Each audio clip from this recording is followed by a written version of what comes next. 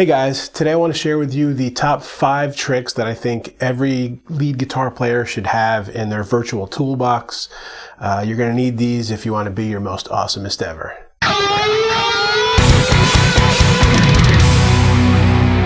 Okay, so I did a little minute song where I use each one of these tricks. I'm going to break it down into its sections, then I guess maybe at the end I'll run the whole song all the way through. But the first trick that I'm going to show you is a way to do like a virtual kill switch without actually having a kill switch on the guitar, just using your fingers.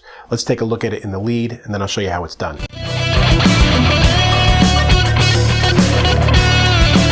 Okay, so you can see there when I bent up from the E up to the F sharp, I use my fingers, plucking it and stopping it the whole way. This is just a technique where I use my first finger and my thumb, and I alternate between the two and stop the finger on the string. So it's bent up or whatever. If you're not bending it, whatever note you're playing, it's... So I pluck it with my first finger and then immediately bring my thumb down onto it. And then I pluck it with my thumb and immediately put my first finger on it. So...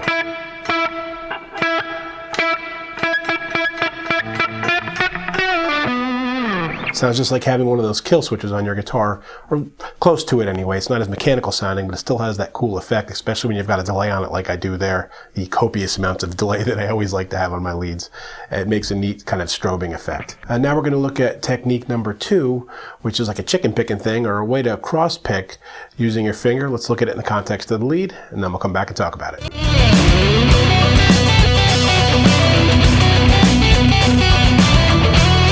Okay, so you can see there I had my pick going and I'm cross picking, which you could do with the pick too. You know, I'm going...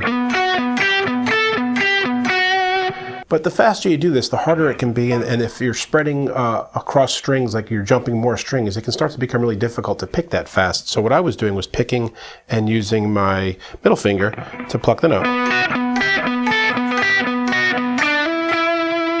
So it's a good technique to practice, the kind of thing you'd want to do with a metronome, and definitely something you want in your toolbox and can use to do more and more complex things as you develop it without having to try to figure out how to do these massively difficult picking techniques. You can incorporate the other fingers like you would if you're playing finger-style guitar.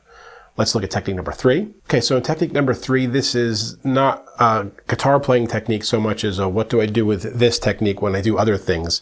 Like on the first one, when I did the first finger and thumb to make the kill switch, well, my first finger is occupied with the pick most of the time. And if I tap or anything, which you're going to see coming up in a bit, the first finger is needed unless you're tapping with your second finger, but there are times when you want to use your first finger. So what I do is I move the pick to my middle finger and catch it in here. So it's something that you want to practice doing, and you'll get good at doing quickly. You won't even have to think about it. So when I go from to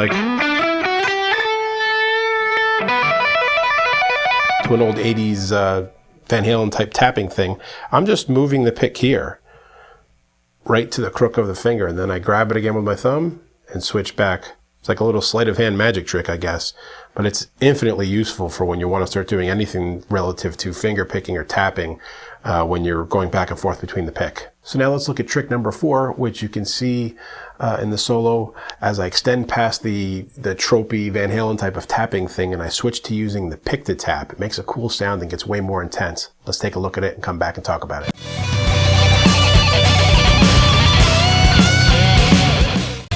Okay, so you can hear it there, and all I am doing is bouncing the pick. I'm taking the side of the pick and bouncing it on the frets.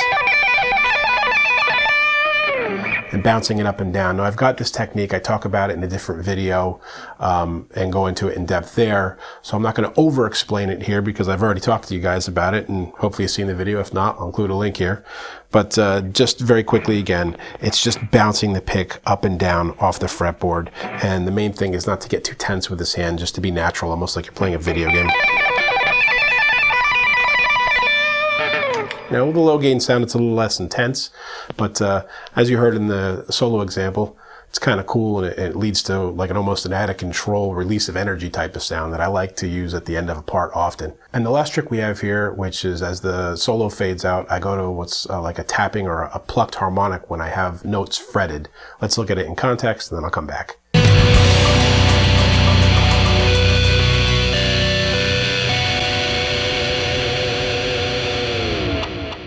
Right, so here you have something where you are using harmonics that you wouldn't normally be able to get. So obviously normally you have on the 5th and 7th fret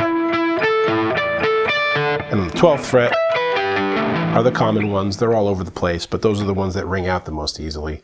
So if I'm playing something, in this case it was in the key of B minor, and I have a B minor chord and I want an octave of that, I can actually pluck these notes. I've got the pick right away going into the finger, and I am resting my finger, instead of the 12th, I'm fretting the 2nd fret here, right? So an octave higher would not be the 12th, but would be the 14th. And so I rest my finger on the fret, and then I use my thumb to pluck it. And I'm just following the chord. It's just like I'm playing the chord with my right hand. So it would be an octave up all the way. So it would be 14, 16, 16, 15, 14.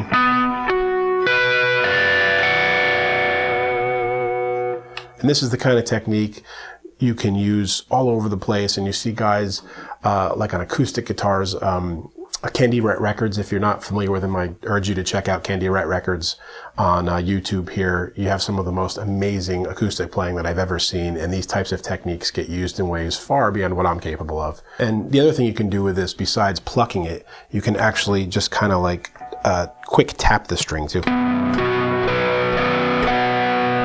And it has a similar effect, although it creates a ring out through the other strings, but that might be what you want sometimes, and it can be a cool effect unto itself. So there you have your 5 little tricks to put in your lead guitar player's virtual toolbox, and I hope you find them to be useful and get a lot of mileage out of them like I do. So I guess I'll let the song play out all the way through this time, because it's kind of weird to hear it in pieces, and then we'll call it a day, guys. As always, I hope to hear from you in the comments if you have any questions or anything, and keep making great music.